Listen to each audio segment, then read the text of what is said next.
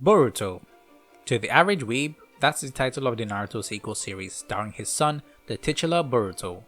But to the average Naruto purist, that is the name of the absolute worst piece of fiction to ever exist. A story that sullies the name and legacy of the work of art that is Naruto. It's a story that should have never existed.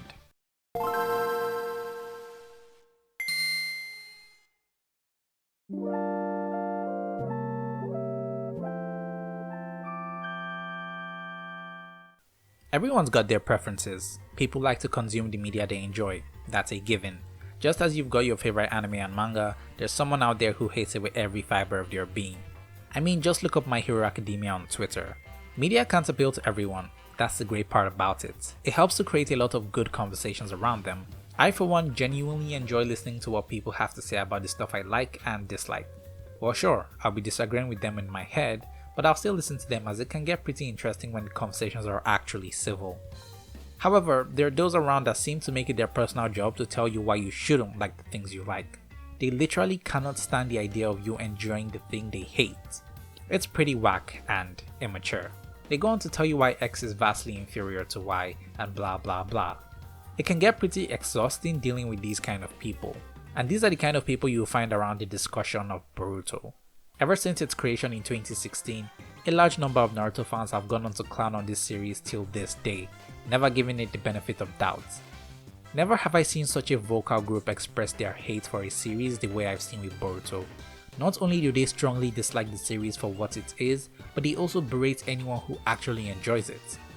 It's honestly got me really curious as to why they do, so I decided to check out the manga, and it was definitely an experience.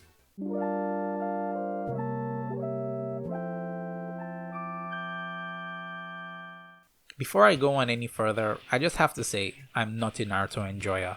Out of all the big three, Naruto is the one I emotionally resonate with the least, even though it was my gateway drug into anime. So I guess that removes me from any bias I would have towards either series, maybe?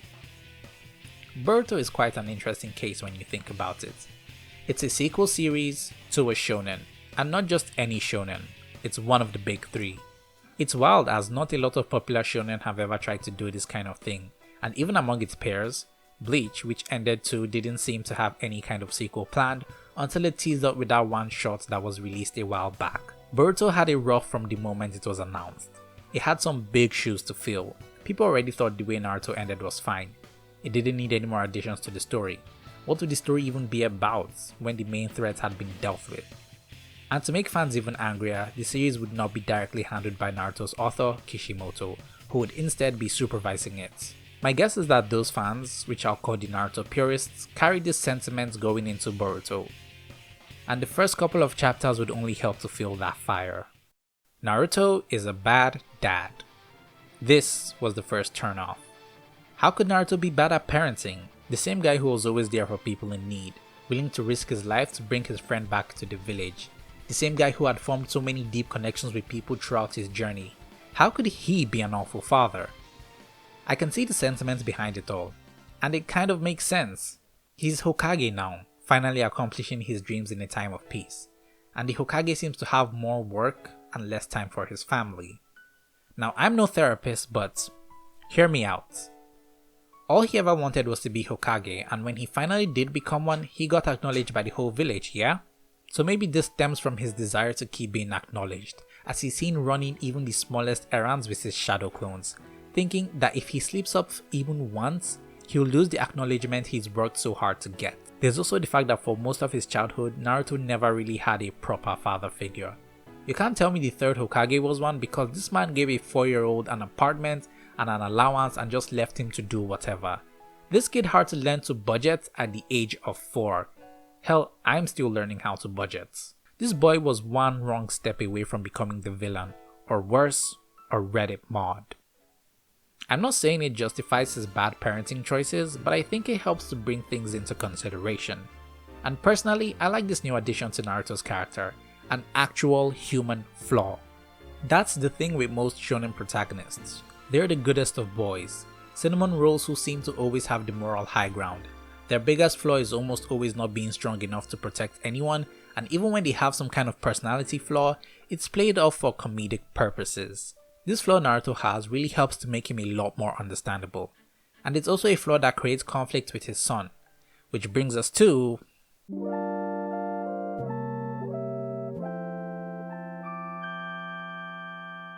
Boruto as a character is a pain in the ass. When the story starts, he's an insufferable, whiny, spoiled child, but then you realize this comes from his daddy issues.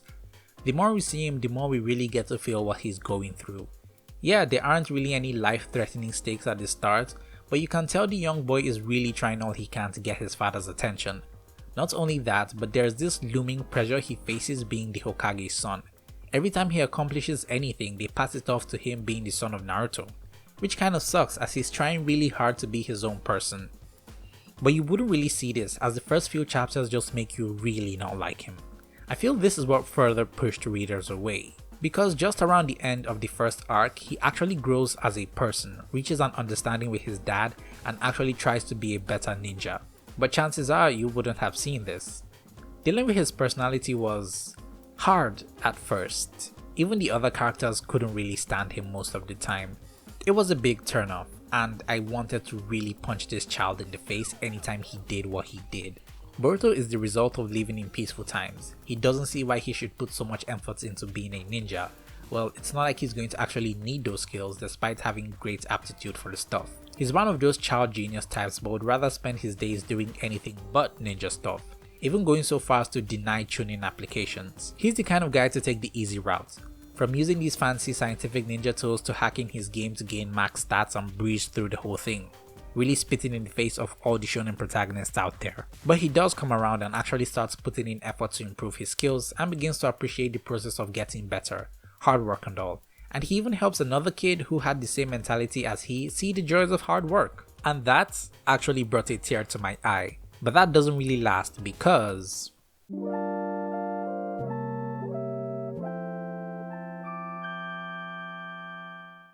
like I said earlier, I specifically chose the Boruto manga.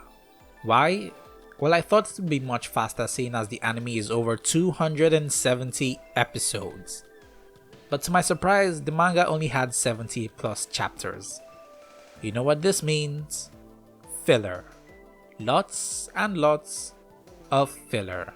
For a manga that has been running for about 6 years, you'd think there'd be a lot more chapters to it, considering the anime's episode count. Well, it's a monthly release, so I guess that makes sense now. This creates a situation where the anime and manga have two different canon, the manga being purely canon and the anime adapting the manga canon while adding a few to its own canon and throwing in filler to the mix. This makes things sort of weird. Because of the slice of life way the anime approaches the series, it tends to put a lot of people off and probably gives off the misconception that it's a lot of filler, as not a lot of plot stuff happens in the first couple of episodes. It's a lot more lighthearted to the manga's counterpart. In my opinion, the monthly release doesn't really help the manga's case. For one, the manga's pacing is pretty fast. You could say it's moving at the speed of a Boruto. The first arc ends in 3 volumes. In 3 volumes, we get introduction to Naruto and Boruto's conflict, we get into Boruto's mini training arc with Sasuke, the Chunin exams, and then the clash with Momoshiki as well as the results between father and son. This kind of pacing doesn't give you enough breathing room to really absorb and appreciate the story, and worst of all, the characters. A lot of things were sacrificed for this pacing. We don't get to really appreciate the development the world and characters have gone through. We don't really get to see how many Naruto ships ended and how they're doing now. The only way we get to confirm this is through their kids. I can swear to you that I don't really know what Boruto's teammates, Sarada and Mitsuki, are like. All I know is that Sarada wants to be Hokage and Mitsuki is Orochimaru's kid. To make things worse, some of the other kids don't really show up until much later. It's a weird ironical twist. Being a manga reader is actually the worst option between the two. This now puts you in a very confusing situation, especially if you're someone without a lot of time on your hands. Do you read the manga, which is faster to get through, gives you all the important stuff, but doesn't give you the full experience and lacks in development? Or do you watch the anime, which has a lot more content, takes its time to flesh out the characters, but is a lot more time consuming and can feel aimless in some occasions? It's quite the conundrum, but I think I'd recommend the anime, specifically the anime mixed with its anime canon, for the sole reason that it turns this into this.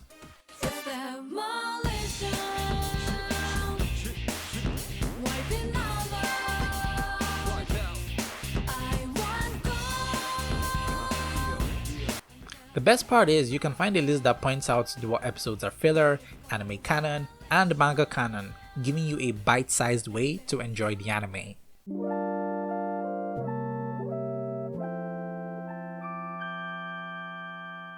Well, after my journey through Boruto, one thing I can say is that I sort of understand the Naruto purists just a bit, but at the same time, I feel like the series gets a lot more hate than it deserves. I mean, there are definitely fans who carry this series. If not, it would have been cancelled a long time ago. It just sucks that the ones who hate the series are the loudest. You rarely ever see Boruto get praise on the internet, and when it does, it's usually related to the fight scenes, especially the ones that involve Naruto. This weird hate train has been running since the series' creation. And what makes things even more vexing is the fact that a lot of the people that hate Boruto are just following the bandwagon. This isn't even a case where people are hate watching the series, people are just hating it without ever seeing it. This is my personal theory about the situation. People are hating on Boruto because, well, hating Boruto is cool. A lot of anime fans love to have their taste and interests validated by other fans. It's something we're all guilty of, don't try to hide it. Yeah, you like to like the things you like, and that's fine. You don't need anyone's approval to enjoy stuff, but it's also fun finding out people like the things you like too. And finding a community around that helps to create interesting engagements cause, as you know, humans are social creatures. So by hating Boruto, they get accepted by the Naruto fans and the wider anime community. In fact, hating any new gen shonen is a trend. Just so much as mention the new big three and you'll instantly get a target on your back. It's kind of hilarious and sad. But Boruto has it worst among the new gen shonen because people don't even give it a chance in the first place. It'll always be in the shadow of Naruto and will never not be good enough. Ouch, kinda hit close to home with that one. So I'll leave you guys with a question. Is your hate for something justified when you've never even tried it? I'd love to see your answers in the comments below as well as your thoughts on Boruto too. As always, this has been your very favorite slice of bread, signing off.